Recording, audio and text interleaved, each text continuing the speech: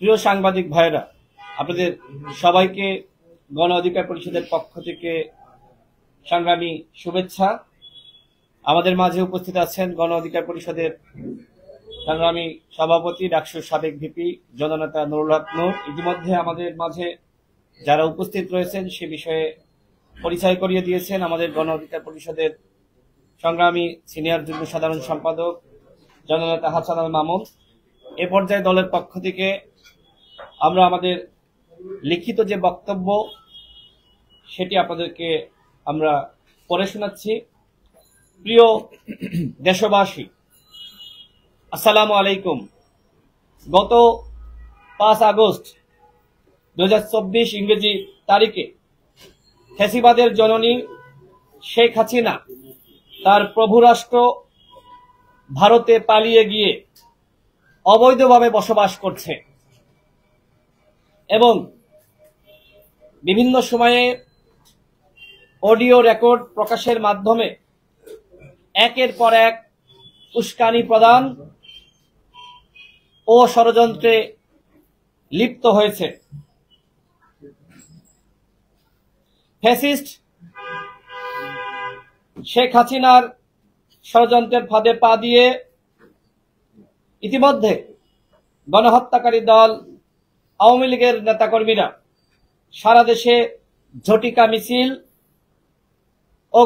ও গণসংযোগ কর্মসূচি শুরু করেছে। এমনকি গ্রামগঞ্জে তারা বেপরোয়া হয়ে উঠেছে। তারই ধারাবাহিকতায় আপনারা দেখেছেন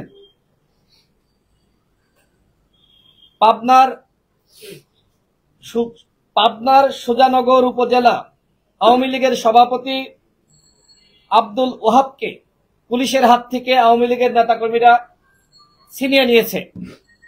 এমনকি আমরা দেখেছি যে তারা প্রেস বিজ্ঞপ্তি দিয়ে হরতাল, অবরোধ এবং বিভিন্ন নাশকতামূলক কর্মসূচি পালনের সিদ্ধান্ত নিয়েছে।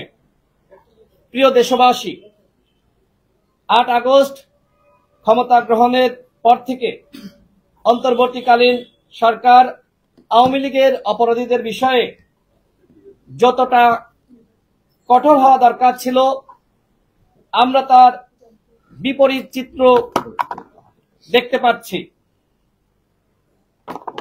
যুগান্তরের প্রতিবেদনে উল্লেখ করা হয়েছে 8 আগস্টের পর থেকে এখনো পর্যন্ত স্বৈরাচারের 572 জন দোষর জামিনে মুক্তি পেয়েছে।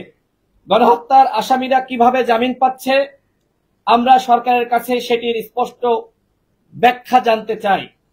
এছাড়া গণ অভ্যুত্থানের পরে সারা দেশে কতজন আওয়ামী লীগের অপরাধীদেরকে গ্রেপ্তার করা হয়েছে সেটিও স্বরাষ্ট্র উপদেষ্টাকে আগামী 24 ঘন্টার মধ্যে জনসম্মুখে প্রকাশ করার দাবি জানাচ্ছি। প্রিয় দেশবাসী, গণ অভ্যুত্থানে প্রায় 2000 মানুষ শহীদ হয়েছে। 30,000 আহত যোদ্ধারা ঠিক মতন চিকিৎসা পায়নি, যে কারণে তারা দেখবেন এর আগে পঙ্গু হাসপাতালের সামনে অবরোধ কর্মসূচি পালন করেছে এবং গত পরশুদিন তারা প্রধান উপদেষ্টার কার্যালয়, রাষ্ট্রীয় অতিথি ভবন, যমুনা সেটি তারা ঘেরাও করেছিল।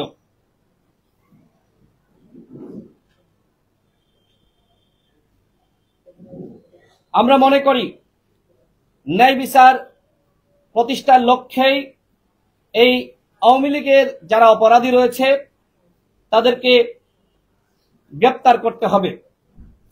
কিন্তু আমরা দেখতে পাচ্ছি আসামিদের গ্রেপ্তার, জেলে ও দেশের বাইরে রেখে এই সরকার বিচার কার্যক্রম পরিচালনা করতে চাচ্ছে, যেটা আসলে ন্যায় বিচার পরিপন্থী। কোনোভাবেই আসামিদেরকে গ্রেপ্তার না করে জেলের বাইরে রেখে ন্যায় বিচার প্রতিষ্ঠা করা সম্ভবপর নয়।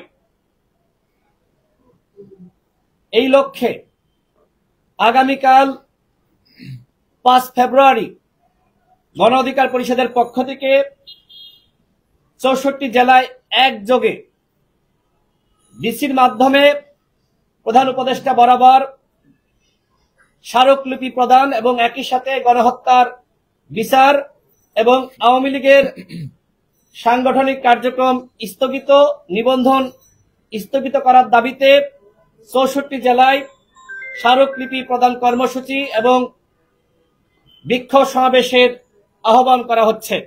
গণ অধিকার পরিষদের সারা দেশের নেতাকর্মীদেরকে এই কর্মসূচি